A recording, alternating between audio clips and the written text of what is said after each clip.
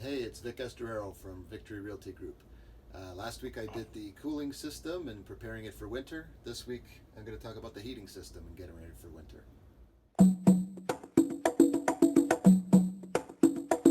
Okay, so first we need to find the furnace switch and we're going to shut the power off.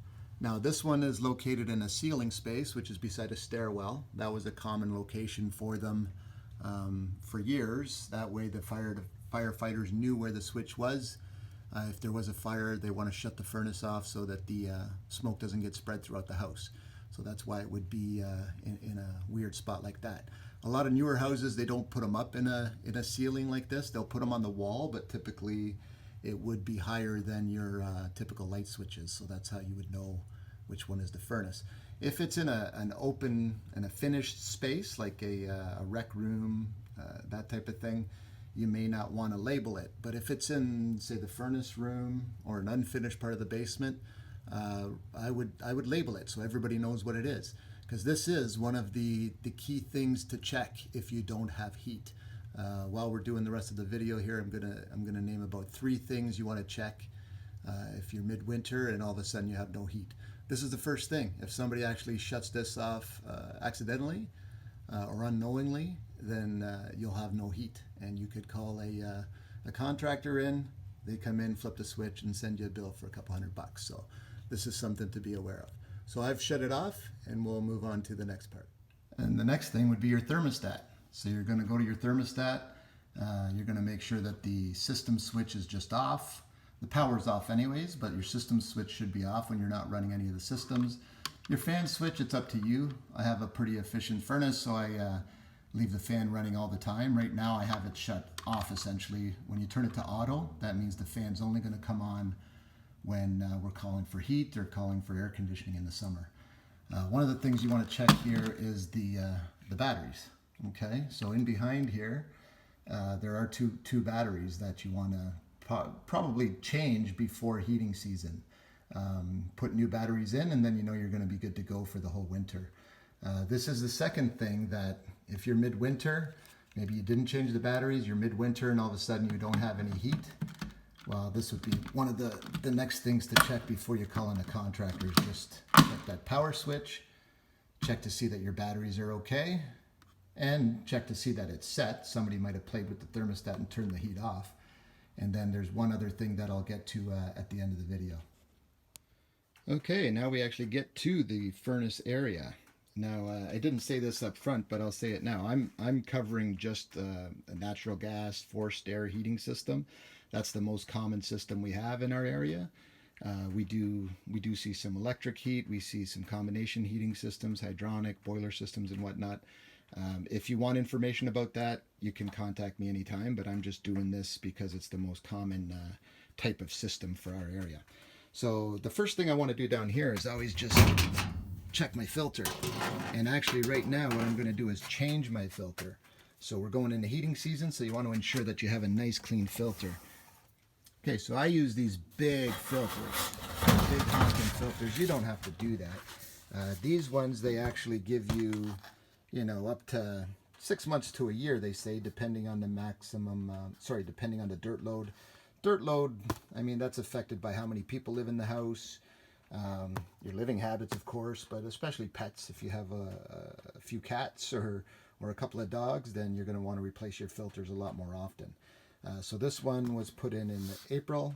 So I usually, to be honest with you, I let it go a little bit longer this time. I usually like to do about 3 times a year, meaning every 4 months. But this time I've let it go a little over 5 months. So I pull this out. This is the size of the filter that I use.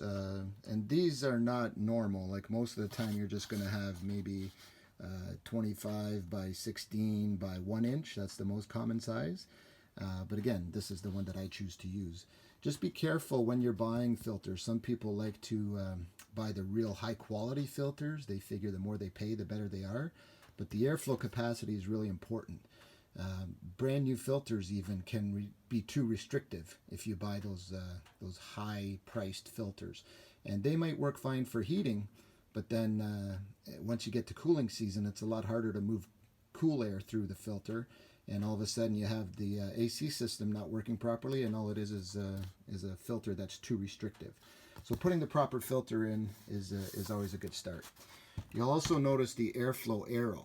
Okay, if you don't know which way your air flows, it should always be going towards the furnace, right? So I brought a Sharpie down here just for the purpose of this video, but at home what you may want to do is actually just put a little arrow and then just mark airflow beside it, just reminding you that that airflow arrow should point to the furnace. So then I bring my new filter and I'm going to install that obviously the correct way. Okay, so I've got it pretty well in place there. I just push it back the rest of the way and I put the cover back on. One of the next things I want to do is actually look inside the furnace service access here. So I'm going to pop my cover off here. The reason I look in here, there are a lot of moving parts in here obviously, but a high efficiency furnace is also called a condensing furnace. We remove so much of the heat energy from the flue gases that we actually get condensation forming. Those flue gases reach their dew point. So we have these systems in place, these parts that are collecting condensate, and sometimes they leak. A part fails, an elbow cracks. These venter motors actually give out a lot of times, and sometimes they leak from there as well. So looking in here, looking for any evidence that there's been past leakage, if there's rust marks, a big round rust mark, or some old, even a white mark where we've had some water staining before, then you want to bring a service tech in to have a look at it. The reason that's a big deal is if we're leaking anywhere in here, we have another compartment below where we have quite a few electronics here. So we don't want any water from here leaking down there. We fix a smaller problem up here and potentially prevent having to do a major repair, replace a circuit board or something like that. So we do that, and then the other thing that I like to do is check on my vent piping. This is the intake, this is the exhaust that connects to that venter motor. So I want to look at the joints all the way through, all the way to the outside to make sure that they all look intact. I don't see any evidence of leakage there, any broken fittings, any of that kind of stuff. Because again, if one of these joints fail, that's where the exhaust is making its way outside. We don't want that exhaust leaking through a bad joint and getting into the house. So do a visual on that, and if everything checks out, then you're almost ready to go. Okay, and then the last thing I do is I come outside and I look at my exhaust pipe and my intake. So the one that's a little bit higher is the exhaust. So the warm exhaust will come out and up. And then that's the intake. That's drawing fresh air in for the combustion process. So you see they're extended a little bit above grade. That's because in the winter, if the snow builds up, they have to be at least a foot above grade so that the snow doesn't build up and block these off.